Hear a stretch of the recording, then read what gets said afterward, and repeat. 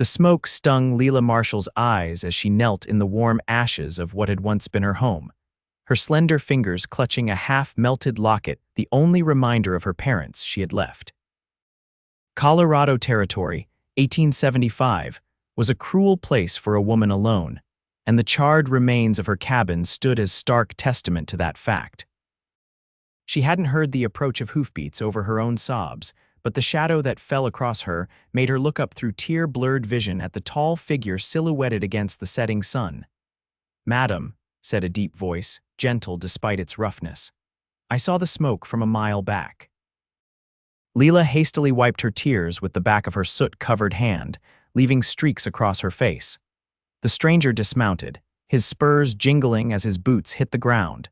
He was tall and broad-shouldered, with a sun-weathered face partially hidden beneath the brim of his hat. Not a bandit, she decided, noting his clean clothes and the honest concern in his hazel eyes. "Raiders," she managed to say, her voice hoarse from crying and smoke. "They took everything, burned what they couldn't carry." The cowboy surveyed the devastation, the blackened timber frame, the scattered belongings, the slaughtered livestock in the nearby pen. His jaw tightened as he removed his hat, revealing thick honey-brown hair. "I'm Hunter Walsh," he said, crouching down beside her. "Ranch hand from the Double Creek spread about 10 miles east." He looked at the ruins, then back at her tear-stained face. "We'll build it again together." Lila blinked, unsure if she'd heard him correctly. "Sir, you don't even know me." "I know enough," Hunter replied, his voice firm. No one should face this alone.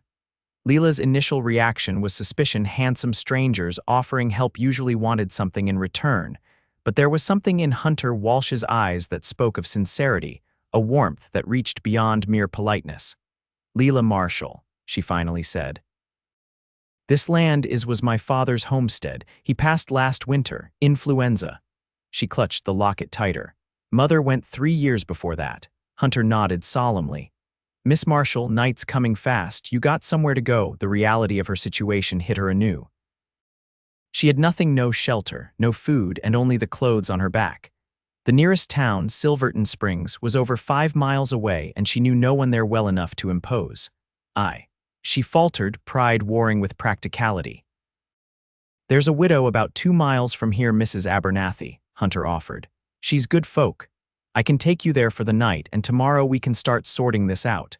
Too exhausted to argue, Lila nodded. Hunter helped her to her feet, his calloused hand gentle against hers. He gathered what few salvageable items remained: a cast iron skillet that had survived the flames, a water bucket, and a miraculously untouched quilt that had been blown from the clothesline into a nearby bush. As Hunter lifted her onto his horse, Lila took one last look at the smoking ruins of her home. 22 years of life, and this was all she had to show for it: ashes and a single piece of jewelry. "We'll be back," Hunter assured her, as if reading her thoughts. "This isn't the end, Miss Marshall. Just a hard chapter." He mounted behind her, and Lila found herself leaning back against his solid chest as they rode away from the devastation. She didn't know this man, couldn't fathom why he would offer to help rebuild a stranger's life.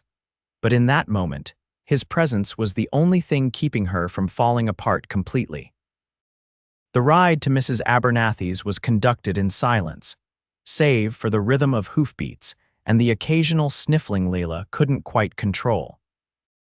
The sun had fully set by the time they arrived at a modest but well-maintained cabin, light spilling from its windows like a beacon of normalcy in Lila's shattered world. Martha Abernathy was a stout woman in her 60s with silver hair and kind eyes that had seen their share of hardship. She took one look at Lila's ash-covered form and Hunter's grim expression and ushered them inside without question. "Raiders again?" she asked simply, already heating water for a bath. Hunter nodded. "The Marshall place, nothing left but the foundation stones." Martha clucked her tongue. "Third homestead this month. Sheriff Jenkins isn't worth the tin on his badge." She turned to Lila, her face softening. "You're James Marshall's girl, aren't you? I remember you from when you were knee-high. Your father helped my Elijah fix our roof after that terrible storm in '63. The mention of her father brought fresh tears to Lila's eyes. Martha immediately wrapped an arm around her shoulders. Now, child, you're safe here. We'll get you cleaned up and fed, and things won't seem quite so dire come morning." Hunter cleared his throat. "I'll be back tomorrow to check on Miss Marshall. I've offered to help her rebuild." Martha gave him an appraising look, then nodded with approval. "Good man, the Walshes always were decent folk." She turned back to Lila. "Hunter's father once pulled my Elijah from a mine collapse. Carried him 3 miles to the doctor with a broken arm of his own." Something in Lila eased slightly at this information. Hunter wasn't just some drifter, he came from people known to her father's friends. It wasn't much, but it was something to hold on to. After promising to return at first light, Hunter left, and Martha guided Lila to a small room off the kitchen where a copper tub awaited. The older woman helped her undress, tugging at the bruises forming on Lila's arms where she'd been roughly handled by the raiders. "Did they?" Martha asked delicately. Lila shook her head. "No, they were more interested in our livestock and supplies. I hid in the root cellar when I heard them coming. By the time I came out, they were gone and the cabin was ablaze." Martha nodded, relief evident on her face. "Small mercies. Now, into the tub with you while I find something for you to wear." The hot water was blissful against Lila's skin, washing away the ash and dirt, but not the memory of watching her home burn. As she scrubbed, she tried to make sense of the day's events. How had her life turned upside down so completely in the span of a few hours? And what was she to make of Hunter Walsh, the cowboy who'd appeared like some guardian angel amid the destruction? Trust didn't come easily to Lila. Life had taught her that people rarely gave without expecting something in return. Yet there had been no guile in Hunter's offer, just a straightforward decency that seemed as much a part of him as his broad shoulders and steady gaze. After her bath, dressed in one of Martha's nightgowns, much too large but clean and soft, Lila sat at the kitchen table and forced herself to eat the stew Martha placed before her. Her appetite had fled, but she knew she needed strength for whatever tomorrow would bring. "Hunter Walsh," she said suddenly. "What do you know of him?" Martha settled into the chair across from her, nursing a cup of tea. "He's good stock. His father died in that same influenza that took your pa. A lot of good men lost that winter. His mother passed when he was just a boy. He works harder than most, keeps to himself, but he's always the first to lend a hand when someone's in trouble. Why would he offer to help me rebuild? He doesn't even know me." Martha considered this. Some men are just built that way, with a sense of what's right that goes bone deep. The Walshes never could abide seeing someone in need without doing something about it. She patted Lila's hand. "Count yourself fortunate, girl. A good man's help is nothing to question too closely." That night, lying in Martha's spare bed, Lila clutched her locket and tried to imagine what tomorrow would bring. The enormity of what she faced rebuilding a home from nothing was overwhelming. Yet whenever panic threatened to engulf her, she found herself remembering Hunter's words. "We'll build it again together." Why those simple words should comfort her, she couldn't say. Perhaps it was just the promise that she wouldn't have to face the task alone. Morning arrived with golden light streaming through the curtains. Lila had slept fitfully, her dreams filled with flames and faceless raiders, but she rose determined. Martha had already been up for hours, judging by the smell of coffee and bacon that permeated the small cabin. "There's fresh water in the pitcher," Martha called as Lila emerged from the bedroom. "And I've laid out some of my daughter's old things for you. Sarah's off in Denver with her husband now, won't miss them a bit." The clothes, a sturdy blue cotton dress, undergarments, and a shawl were slightly faded but clean and only a little loose on Lila's slender frame. She braided her long chestnut hair and pinned it up, trying to make herself presentable despite the circumstances. She had just finished her breakfast when the sound of hoofbeats announced Hunter's arrival. He wasn't alone. 3 other men accompanied him, each leading a horse laden with supplies. "Miss Marshall," Hunter greeted her, hat in hand. "Hope you managed some rest." "Some," she admitted. "Mr. Walsh, I am not sure how to thank you for your kindness, but I can't accept charity on this scale." She gestured to the men and supplies behind him. Hunter's expression remained steady. "It's not charity, madam, it's neighborliness. These are friends from the Double Creek, Tom, Samuel, and Caleb. We've all seen what those raiders can do, and none of us take kindly to it." The men nodded respectfully, and Lila found herself speechless. Martha stepped in, offering coffee to the newcomers. "What's the plan, Hunter?" she asked. "First, we see what can be salvaged from Miss Marshall's place. Then we start rebuilding frame first, get a roof overhead before anything else." He turned to Lila. "If that meets with your approval, madam." Lila squared her shoulders. "I won't stand by while others do all the work for me, Mr. Walsh. I may not know much about building, but I'm strong and I learn quickly." A smile tugged at the corner of Hunter's mouth. "Never doubted it for a moment, Miss Marshall. The ride back to her property was different in daylight." Lila could now see the full extent of the destruction. The raiders had been thorough, not just burning the cabin, but slaughtering the 2 milk cows and her father's old horse.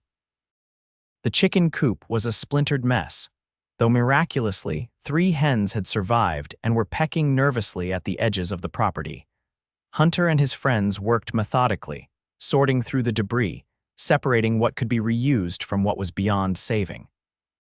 Lila worked alongside them, ignoring the blisters forming on her hands as she cleared charred timbers. By midday, they had salvaged a surprising amount: door hinges, window frames, her father's tools that had been stored in a metal box, cooking implements that had withstood the flames. The foundation stones were intact, providing a base to rebuild upon. "We'll need to ride into town for lumber," Hunter said, wiping sweat from his brow. "Samuel, can you and Caleb handle that? Tom and I will start clearing the rest of this and digging post holes." As the men worked, Lila found herself watching Hunter. There was an efficiency to his movements, a quiet competence that spoke of a life spent in physical labor. When he caught her looking, she quickly turned away, busying herself with collecting nails that had fallen free of the burned wood. "You holding up all right, Miss Marshall?" he asked, coming to her side with a canteen of water. Lila accepted it gratefully. "I'm fine, She gestured helplessly at the destruction around them. "I keep thinking about my father, how hard he worked to build this place." Hunter nodded. "Tell me about him."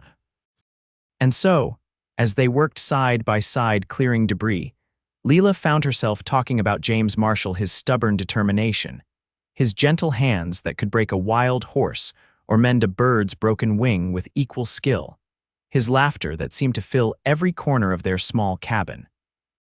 "He taught me everything," she said softly. "How to ride, how to shoot, how to read the weather, but he never taught me how to be alone." Hunter was quiet for a moment. "My pa was similar," he finally said. "Believed a man should be able to do anything that needed doing. After he died, I realized he'd taught me every skill except how to live without him." The simple honesty of his words created a connection between them, a shared understanding that needed no further explanation. They worked in companionable silence after that, the rhythm of their labor a kind of comfort in itself. By late afternoon, Samuel and Caleb had returned with a wagon full of lumber, and the outline of a new cabin was beginning to take shape. They worked until the light began to fade, then reluctantly packed up their tools. "We'll be back at first light," Hunter promised as he helped Lila onto his horse for the ride back to Martha's. "A few more days like this, and you'll have walls and a roof." "I don't know how I'll ever repay you all," Lila said, overwhelmed by their generosity. "Folks help each other out here," Hunter replied simply. "That's how we all survive." Back at Martha's, Lila soaked her aching hands in cool water while the older woman prepared dinner. The physical exhaustion felt good somehow, purposeful in a way that grief alone was not. "That Hunter's sweet on you," Martha observed casually as she kneaded dough for biscuits. Lila nearly dropped the cloth she was holding. "What? No, he's just being kind." Martha's knowing smile only widened. "Child, I've been around long enough to know the difference between kindness and interest. That man looks at you like you're water in the desert." "You're imagining things," Lila insisted, though her cheeks warmed at the thought. "He barely knows me." "Some things don't need knowing," Martha replied cryptically. "Some things are felt." Lila dismissed the idea, but found herself pondering it as she lay in bed that night. Hunter Walsh was undeniably handsome, with his broad shoulders and warm hazel eyes. More importantly, he was good, truly good in a way that seemed rare in this harsh territory. But she couldn't afford to dwell on such thoughts. Her focus needed to be on rebuilding her home and finding a way to support herself. The next few days fell into a pattern. Hunter and his friends would arrive at dawn, and they would all ride to Lila's property. The work was hard but satisfying, the progress visible with each passing hour. By the third day, the frame of the cabin was complete, a skeleton of what would eventually be her home. Lila worked tirelessly alongside the men, learning quickly how to measure and cut, how to hold boards steady while they were nailed into place. Her fair skin burned under the relentless sun, and her muscles ached each night, but she never complained. This was her home they were building, and she was determined to put as much of herself into it as possible. She also found herself growing more comfortable with Hunter. There was an ease between them now, a natural rhythm to their conversations and silences. She learned that he'd been working at the Double Creek Ranch for 5 years, that he had a talent for breaking horses, and that he dreamed of someday having his own spread. "Nothing fancy," he told her as they shared a lunch of jerky and hardtack in the shade of a half-built wall. "Just enough land for some cattle and good horses, a place that's mine." "That's what this was for my father," Lila said, looking around at the emerging cabin.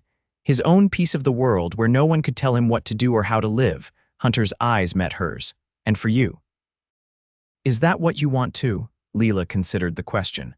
"I never thought much beyond helping Pa work the land. After Mother died, it was just the two of us, and it seemed like it would always be that way." She traced a pattern in the dirt with a stick. "Now I'm not sure what I want, except to not lose what he built." "You won't," Hunter assured her. "And once you've got your bearings, you'll figure out the rest." By the end of the week, the cabin had walls and a roof. It was smaller than her original home. They'd had to work with the lumber they could afford and transport, but it was solid and weathertight. The men had even installed a stone fireplace, using rocks from the nearby creek. "It'll need furnishings," Hunter said as they stood back to admire their work. "But you've got shelter now." Lila felt tears prick her eyes. "I don't know how to thank you all." The other men shuffled their feet, embarrassed by her gratitude, but Hunter just smiled. "There's still plenty to do, but maybe we could celebrate getting this far. There's a social at the church in town tomorrow night. Would you, that is, if you felt up to it?"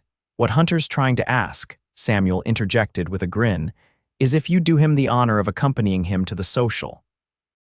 Hunter shot his friend an exasperated look, but didn't deny the interpretation.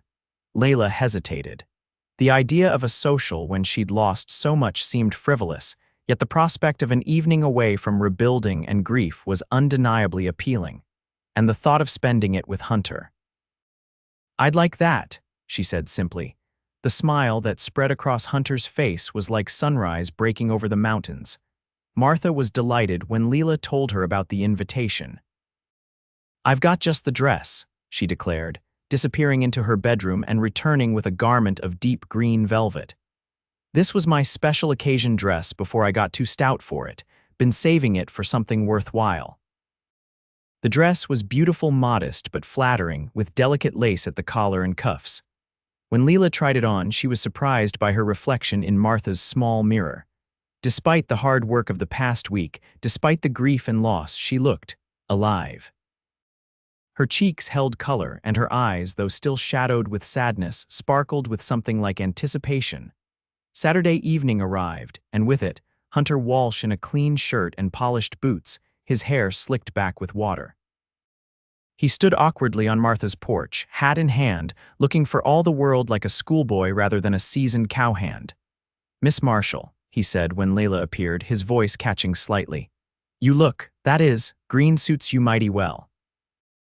Martha, watching from the doorway, rolled her eyes at his fumbling, but gave Lila an encouraging smile. The social was held in the small church at the center of Silverton Springs. Paper lanterns hung from the rafters, casting a warm glow over the assembled townsfolk. A trio of musicians played lively tunes in one corner, while tables laden with food lined the opposite wall. Lila knew few people in town. Her father had preferred the solitude of their homestead to social gatherings, but Hunter seemed to know everyone. He introduced her proudly, his hand warm at the small of her back as they moved through the crowd.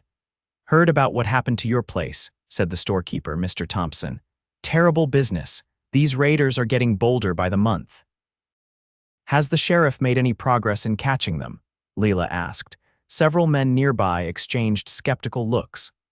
Sheriff Jenkins is more interested in keeping the peace with the mining companies than chasing outlaws, said a gray-haired man Hunter had introduced as Judge Wilson. As long as the silver keeps flowing, he's content to let the rest of us fend for ourselves. It ain't right, muttered another man. Hard-working folk losing everything while that badge-wearing coward sits in his office. Hunter steered Lila away from the increasingly heated conversation. Let's not dwell on troubles tonight, he suggested, guiding her toward the makeshift dance floor where couples were twirling to a spirited reel. I haven't danced in years, Lila admitted, not since before Mother died. Hunter's smile was gentle. Me neither, we can be rusty together. And so they danced, clumsily at first, then with growing confidence. Hunter's hand was steady at her waist, his eyes never leaving hers as they moved among the other couples. Lila found herself laughing for the first time since the raiders had destroyed her home, the sound surprising her with its freedom. As the evening wore on, they stepped outside for air. The night was clear, stars scattered like diamonds across the velvet sky. They walked in comfortable silence to a small bench beneath an old oak tree. Thank you for bringing me tonight, Lila said quietly. I didn't realize how much I needed this. Hunter nodded. Sometimes the best way through grief is to remember there's still joy to be found. His words struck her deeply. You sound like you know something about that.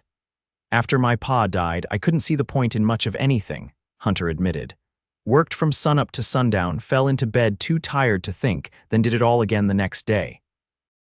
Took me nearly a year to remember that living isn't just about surviving. Lila understood perfectly. That's how I felt this past week, like I'm just putting one foot in front of the other because I don't know what else to do. Hunter's hand found hers in the darkness, his calloused fingers entwining with her smaller ones. You're doing more than that, Lila. You're rebuilding. That takes courage. It was the first time he'd used her given name, and something in her chest tightened at the sound of it on his lips. I couldn't have done it without you, she said softly. Their eyes met, and for a moment, Lila thought he might kiss her. Her heart raced at the prospect, but Hunter seemed to think better of it, giving her hand a gentle squeeze instead. We should head back inside, he said, his voice slightly rough. People will talk. Lila nodded, both relieved and disappointed. As they rose to return to the church, a commotion from the direction of the main street caught their attention. Shouts and the pounding of hooves broke the peaceful night. Fire, someone was yelling. Fire at the Thompson place, the social erupted into chaos as people rushed outside. Smoke billowed from a building at the far end of town, the storekeeper's home, not his shop. Men were already forming a bucket brigade from the town well. Hunter turned to Lila, conflict clear on his face. I should help, go, she urged him. I'll find Martha. He squeezed her hand once more before running toward the blaze. Lila made her way through the crowd, searching for Martha's familiar figure. She found the older woman with a group of other matrons, already organizing blankets and bandages in case they were needed. What happened? Lila asked. No one knows for sure, Martha replied grimly. But Judith Thompson was saying just yesterday that her husband refused to sell supplies to some rough-looking strangers, said they had the look of raiders about them. A chill ran down Lila's spine. The same men who had destroyed her home were now targeting the town. The fire was eventually contained, though the Thompson home was a total loss. Mercifully, no one had been injured. The family had all been at the social. As the townspeople dispersed, shaken by the night's events, Hunter found Lila again. I'll take you back to Martha's, he said, his face smudged with soot, his shirt singed in places. It's not safe for you to stay at your cabin alone, not with these raiders getting so bold. Lila wanted to protest, to assert her independence, but the memory of standing in the ashes of her home was still too fresh. She nodded her agreement. The ride back to Martha's was subdued, the joy of their earlier evening overshadowed by the reminder of danger. When they arrived, Hunter insisted on checking the property before he would leave. I'll be by in the morning, he promised. We should finish securing your cabin as soon as possible, but I don't want you staying there until we're sure it's safe. Lila caught his arm as he turned to go. Hunter. Be careful if these raiders are targeting people who stand against them. The concern in her voice seemed to touch him deeply. His hand came up to cover hers where it rested on his arm. "I will. You do the same." She nodded, and he mounted his horse, tipping his hat to her before riding into the darkness. Inside, Martha was waiting up, a cup of tea ready. "That's a good man," she said simply. Lila couldn't disagree. The next morning brought news that spread through the territory like wildfire. Sheriff Jenkins had been found dead in his office, a knife in his back. The mayor immediately called for volunteers to form a citizens' militia to protect the town and hunt down the raiders. Hunter arrived at Martha's looking grim. "I've joined the militia," he told Lila. "We're riding out this afternoon to track these bastards, pardon my language." Fear clutched at Lila's heart. "Is that wise? They've killed the sheriff." "Which is why they need to be stopped," Hunter replied firmly. "I can't stand by while they terrorize good people." His expression softened at the worry on her face. "I'll be careful, I promise, but I need to do this." Lila understood, though it didn't ease her concern. In the short time she'd known Hunter Walsh, he had become important to her in ways she was only beginning to comprehend. "When will you go?" "After we finish securing your cabin," he said. "I brought extra lumber to board up the windows until we can get proper glass. And Samuel's bringing over a cot and some basic furnishings his family doesn't need." They worked quickly that day, Hunter and his friends silent and focused. By mid-afternoon, Lila's cabin was secure, with a sturdy door that could be barred from the inside and boarded windows that would keep out intruders. A simple cot with a straw mattress stood against one wall, and a table with 2 chairs occupied the center of the single room. "It's not much," Hunter said apologetically as they stood in the doorway. "It's more than I had a week ago," Lila replied. "It's a start."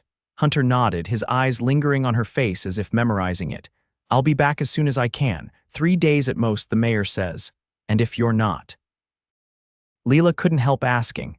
"Then Samuel knows to come tell you." Hunter's voice was matter-of-fact. "But it won't come to that."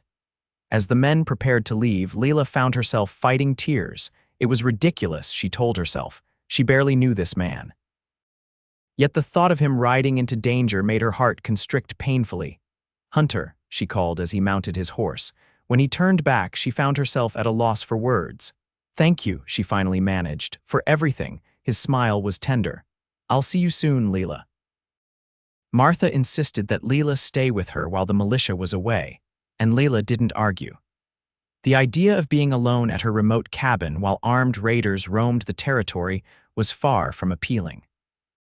Instead, she threw herself into helping Martha with household tasks and tending to her small garden, trying not to count the hours since Hunter had ridden away. 3 days passed with no word.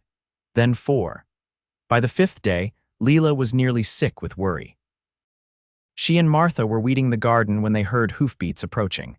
Lila's heart leaped, but it was Samuel who appeared, his face grim. "They're back," he said without preamble. "Hunter's been shot." The world seemed to tilt beneath Lila's feet. "Is he?" "Alive, but it's bad." Doc Parker's with him now at the boarding house in town.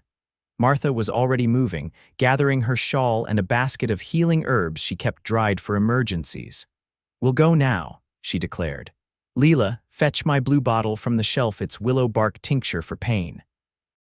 The ride into town was the longest of Lila's life.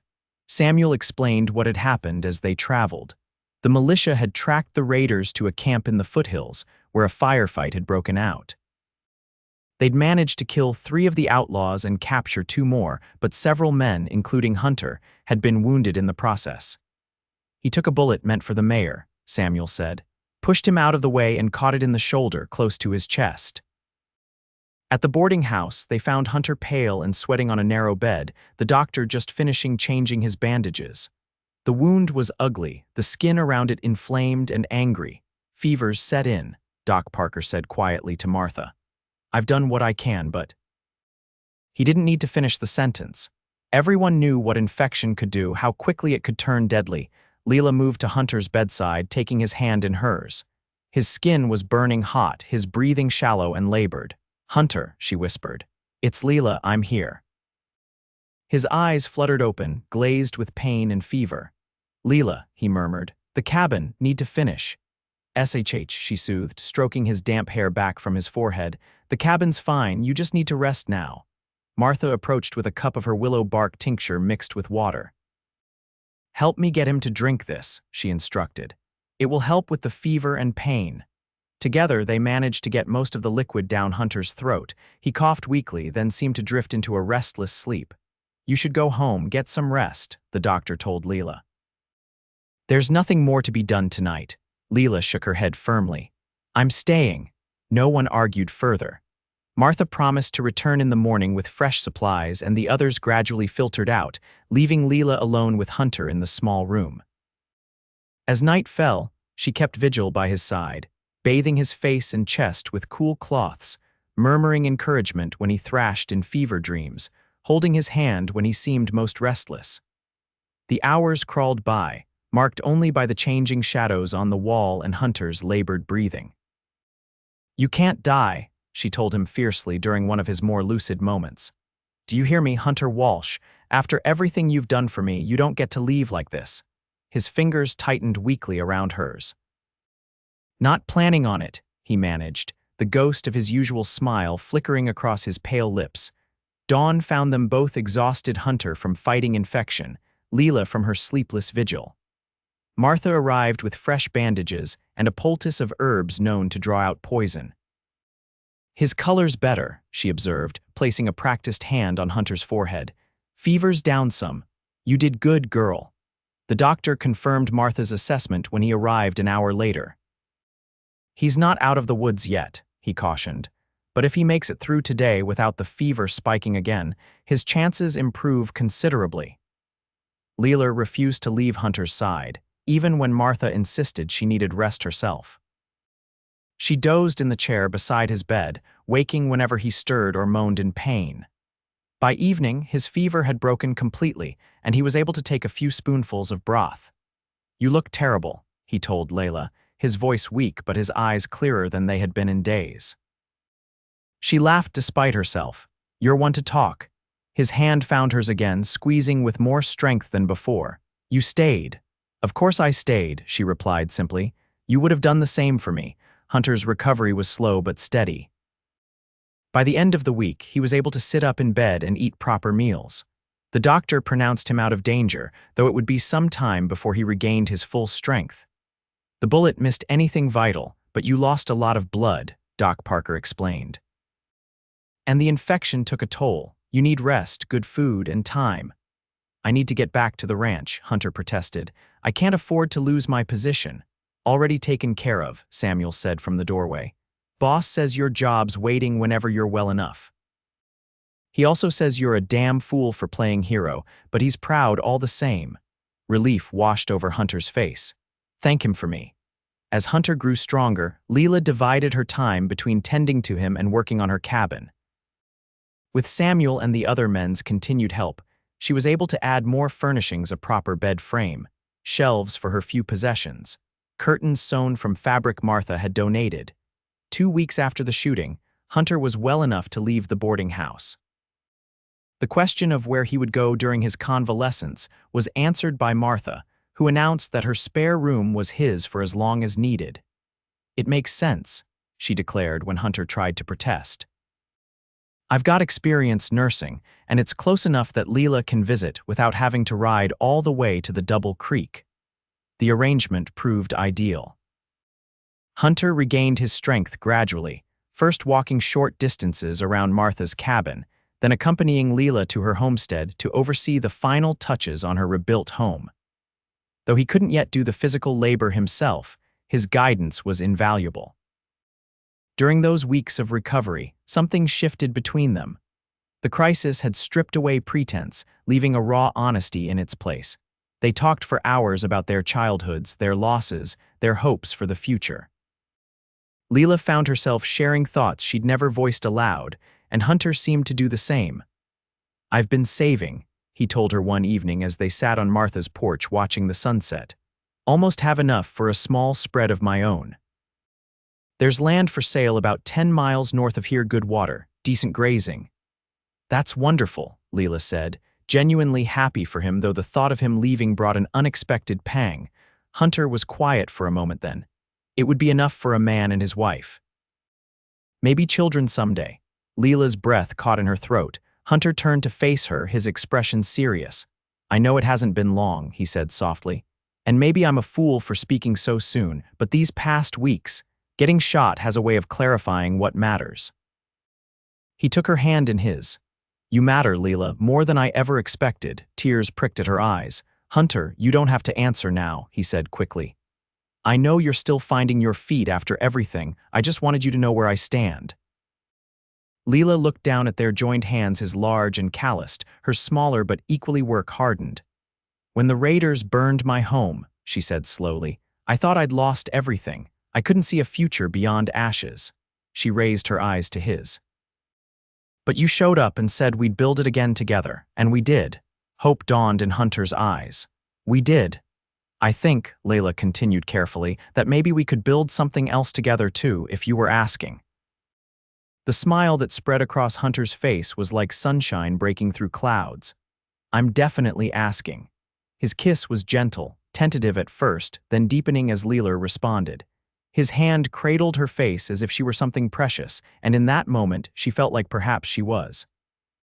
When they finally broke apart, both slightly breathless, Lila couldn't help laughing. "Martha's going to be insufferable. She's been predicting this since the first day." Hunter grinned. "Smart woman, Martha." A month later, with Hunter fully recovered and Lila's cabin completed, they were married in the small church in Silverton Springs. The entire town turned out for the celebration, along with the hands from the Double Creek Ranch and even Mrs. Abernathy's daughter, who had traveled from Denver for the occasion. Lila wore Martha's green velvet dress, now altered to fit her perfectly.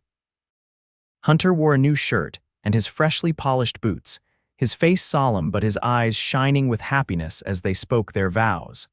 The land Hunter had spoken of became theirs the following week. Together, they began building a new home larger than Lila's cabin, with room for the family they both hoped for.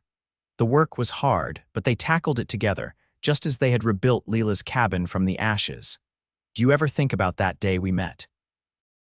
Hunter asked as they stood back to admire the frame of their new house, much as they had done with her cabin months before. Lila nodded, leaning against his solid presence. "I was at my lowest point. I couldn't imagine anything good ever happening again." Hunter wrapped an arm around her waist, pulling her close. "And now," she smiled up at him, seeing in his face the future they were building together. "Now I know better." As the seasons turned, their ranch flourished. Hunter's skill with horses proved profitable, and Lila's garden yielded enough to sell excess produce in town. The raiders who had once terrorized the territory were long gone. Those who hadn't been killed in the firefight had been tried and sentenced to prison. Their first child, a daughter they named Sarah after Martha's daughter, was born the following spring, a strong, healthy girl with her father's hazel eyes and her mother's determined spirit. Martha, now officially grandma though no blood relation, was a frequent visitor, spoiling the baby shamelessly. On warm evenings, they would sit on the porch of their home, watching the sunset paint the sky in gold and crimson. Sometimes Lila would think back to that terrible day when she had knelt in the ashes of her father's cabin, believing her world had ended. She could never have imagined then that destruction would lead to such happiness, that from those ashes, an entirely new life would rise. "What are you thinking about?" Hunter would ask, noticing her contemplative expression, and Lila would smile, leaning her head against his shoulder, their daughter sleeping peacefully in her arms. Just that sometimes endings are really beginnings in disguise. 5 years after their wedding, their ranch had grown to include 100 head of cattle, a dozen fine horses, and a reputation for honest dealing that brought buyers from as far away as Denver. Their family had grown too. Sarah was now joined by a brother, James, named for Lila's father, and Lila was expecting their third child. On the anniversary of the day they had met, Hunter surprised Lila with a special gift, a locket to replace the one she had salvaged from her burned cabin. Inside was a tiny painting of their children on one side, and on the other, a small piece of charred wood. "To remember where we started," he explained as he fastened it around her neck, "and how far we've come." Lila touched the locket reverently, then reached up to kiss her husband. "I love you, Hunter Walsh." His arms encircled her, strong and secure as they had been since that first day when he had found her crying in the ashes and promised they would rebuild together. "And I love you, Lila Walsh," he replied, more with each passing day. As twilight deepened into night, they stood together on the porch of the home they had built, surrounded by the life they had created from nothing but hope and hard work. The stars emerged one by one in the vast Colorado sky, witnesses to a promise made and kept that, even from complete devastation, it was possible to build again, stronger than before, if only you had the right person by your side.